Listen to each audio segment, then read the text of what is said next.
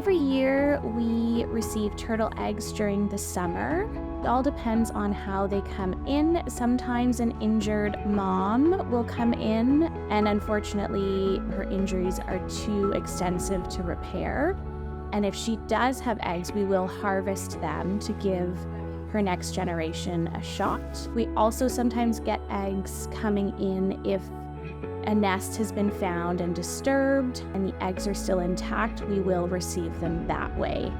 This year we admitted likely over 200 eggs. I would say this is the first year that I've been here that we've incubated this many eggs. We normally have one incubator going. This year we had 2 incubators that were full.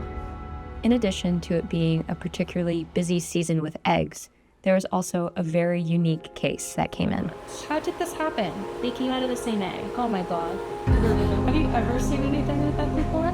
I've never known that you can have 2 turtles hatched from on a same egg.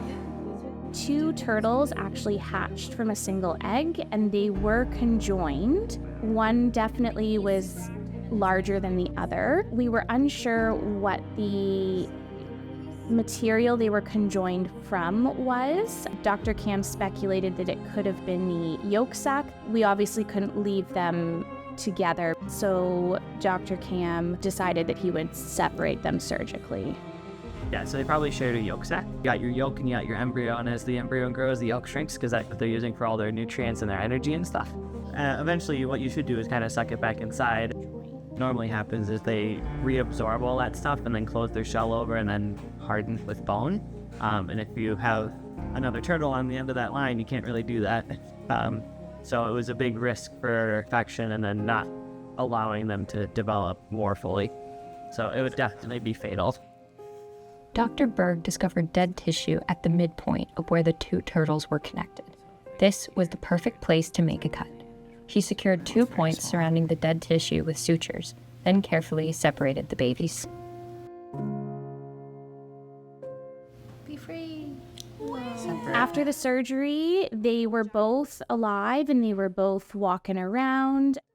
The 2 had been sharing resources, so once separated, the team had to wait and see how they developed in care. Meanwhile, there were all the other eggs to care for as well, including multiple groups that were admitted after their nests flooded due to heavy rainfall. When we receive turtle eggs, we actually will put them into a substrate called vermiculite, and we will incubate them. So they get put in little Rubbermaids with vermiculite and water. They're buried, and then we label them like 1, 2, however many there are. And then we have tall incubators that we keep them around at 28 degrees.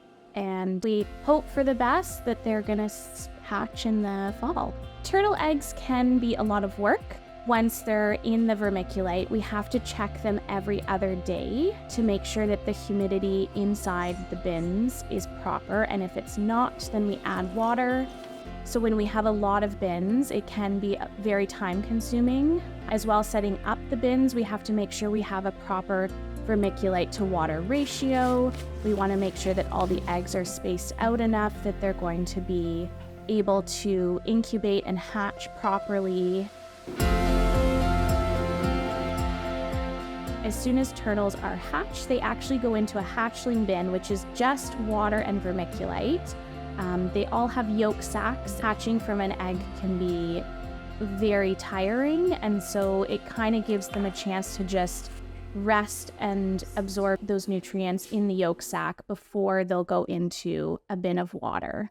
So we put them into their own bin with vermiculite, and we put them back into an incubator. Among all the other hatchlings, Heather checked on one of the previously conjoined twin patients. Tragically, the smaller one didn't survive, but this one was thankfully progressing very well. When it looks like it's absorbing really nicely, that's awesome. Maybe like 1 more day, 1 or 2 more days, and then go to water.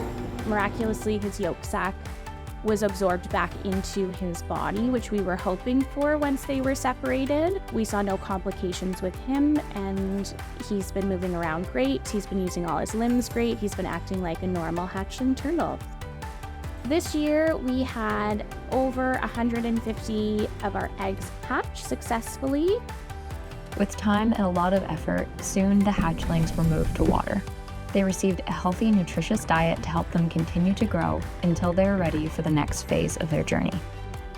Because they were all hatched before a certain date, and they've all been release checked before a certain date, we were able to get them back out into the wild like they naturally would have.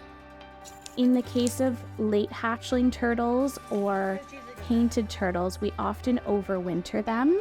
So we feed them, they've got enrichment, they've got space to swim around, they've got their proper lights, and we just keep them all winter until the weather is warm enough in spring. As for those who were ready in time, they were all released near where they were originally found. This included the twin hatchling.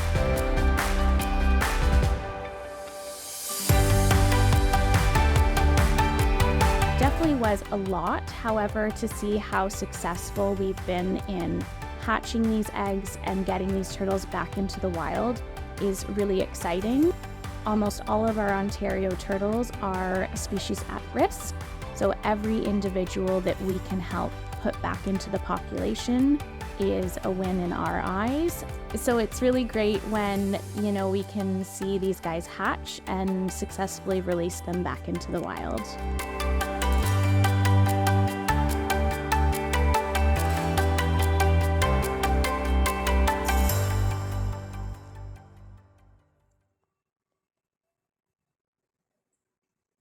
If you like our videos, please subscribe to our channel and make sure you hit the bell to be notified when we share new content.